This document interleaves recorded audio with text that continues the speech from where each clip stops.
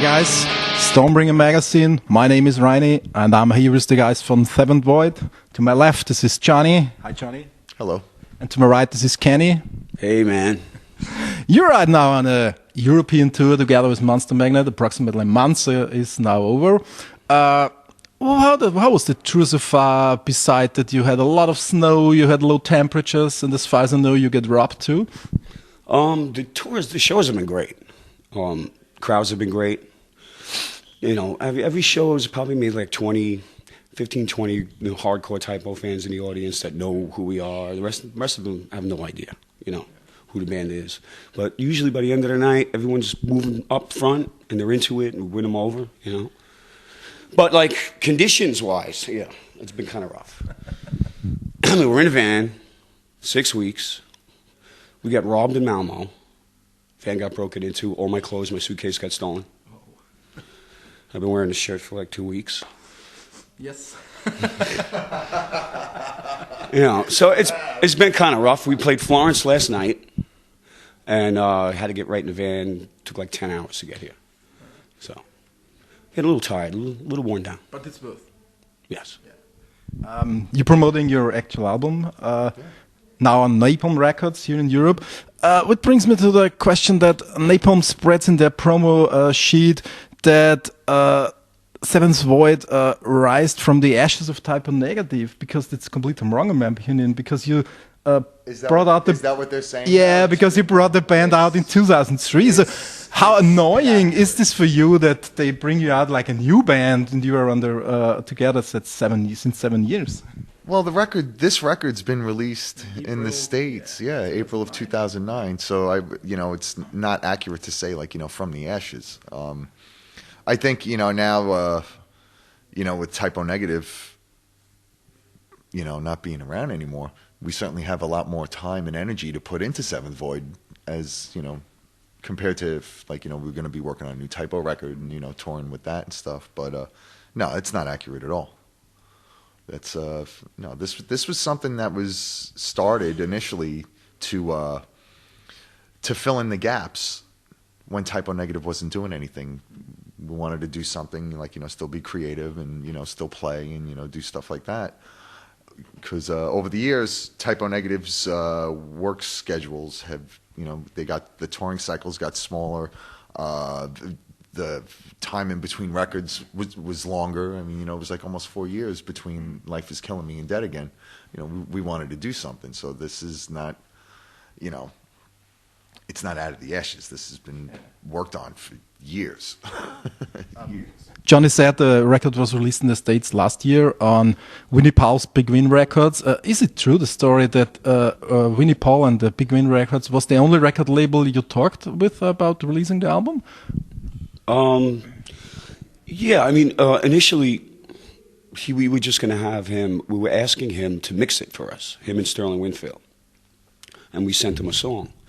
At that time, we were going to release it on SPV, because Typo is on SPV.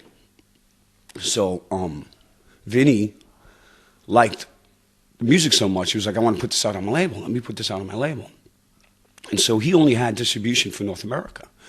So he was so passionate about it, we're like, all right, let's let Vinny put it out in North America, and we'll have SPV put it out in the rest of the world.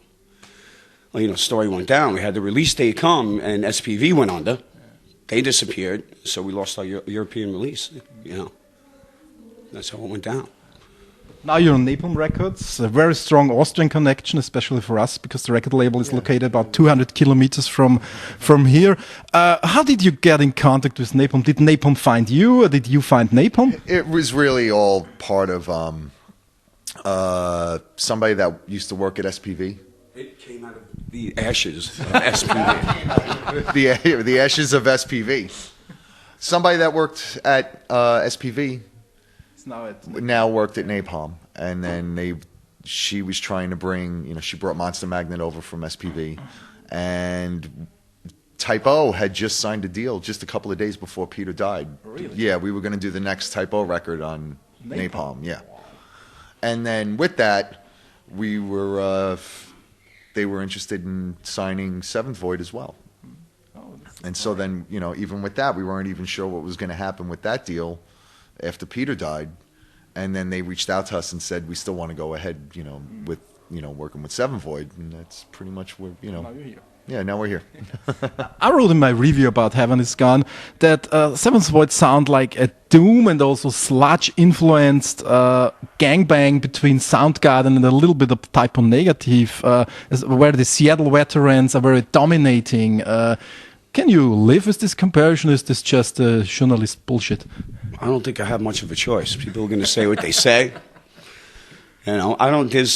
The only way you can relate it to Type O is this slow dirgia stuff, but it's really non-related musically to Type O, except in the fact that, a lot of the same influences that influence Type O influences man. But especially your voice sometimes really reminds me on Soundgarden. Yeah. I love Soundgarden. Yeah, me too. I consider that a compliment. It is. Yeah. The release now in Europe for Heaven is Gone has a different cover artwork than the US release. It differs a lot from the original one. No more angels on the front cover. It's a Grim Reaper with a leather jacket. So why this huge difference? That was all Hank and we have a good friend who's a very talented artist back home named Joey Hernandez. And he did a lot of work for Type O towards the end too. A lot of he would help us out with T-shirt designs and stuff like that, and then the two of them together worked on coming up with this whole new art concept. Basically, Napalm wanted something that would be unique for this release as compared to what was already released, and Hank and Joey were the ones that put it all together, and they came up with these whole concepts for each song and stuff, and it's really cool. I really like the way it came out. Yeah. You have thought about bonus tracks for the European release, or was it? We don't have any, So yeah, that wasn't an option. Before the record was released, they really weren't sure what they were going to do with this record. They weren't there was all kinds of things being thrown around. It was more about signing the band for the next release. That's what they were initially primarily focused on. And then we got the offer to go out with Monster Magnet, and then they felt that it would be worth it to give it its own proper release on its own. Yeah. The next release is my next question, because Heaven is Gone is now 18 months old. Is there any new songs ready? You have a timetable for studio or something like that? We don't. Well, yeah. Timetable is we got to get the record done in basically 3.5 months, so we can have a spring release and be back here in the spring. Yeah. We have 2 songs fully written, 50 some odd parts, and riffs running around. So we really got to get to work when we get home in a week. So the record would be probably fit for the festival season next year. Yes. Yeah. So yes. That's what we're hoping. That's the only thing that we really have planned at this point is to make sure that the record, hopefully have it ready to have a spring release so that we can come back and do the festivals and stuff. Of course, when we have you two guys here, we have to talk at least in one question about Type O Negative. Monday the 14th of April, we all know the sudden and unexpected death of Peter.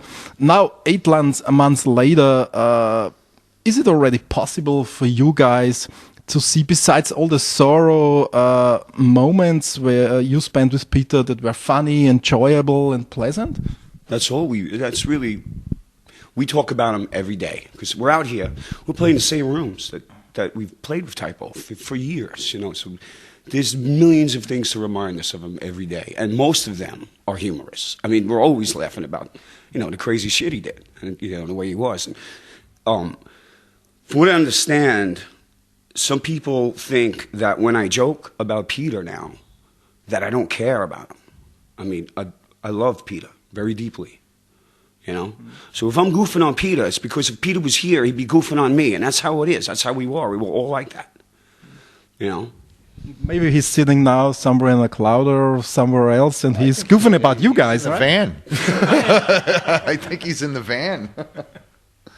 Because there's been a lot of goofy shit that's happened here, and I put him in that place as opposed to one of us. It's happened to him once before, And you know, just yeah, it's a lot of like, you know, similar experiences, and like, you know, being in a band with Peter for so many years. You know, we went through all of that together before, and then it's like, you know, being out here again, it's just you're just reliving it.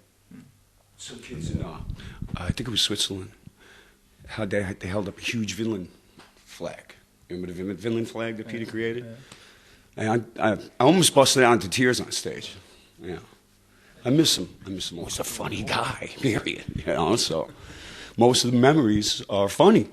Crazy harebrained shit, you know. Okay, guys, thank you very much for your time. Looking forward to the show, and next year we'll be back with another interview with a new album of Sam and Void.